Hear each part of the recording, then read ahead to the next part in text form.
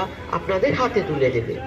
এছাড়াও যাত্রা শুরু সংঘের মাঠে আয়োজিত বিটিএম উইন্টার কার্নিভালে উপস্থিত থাকছে জি বাংলা।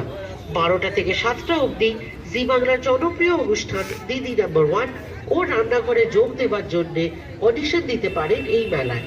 এই উইন্টার কার্নিভালের আয়োজক পারমিতাস বিটিএম এবং প্রমোশনাল পার্টনার অ্যাসপায়ারিং ইভেন্ট।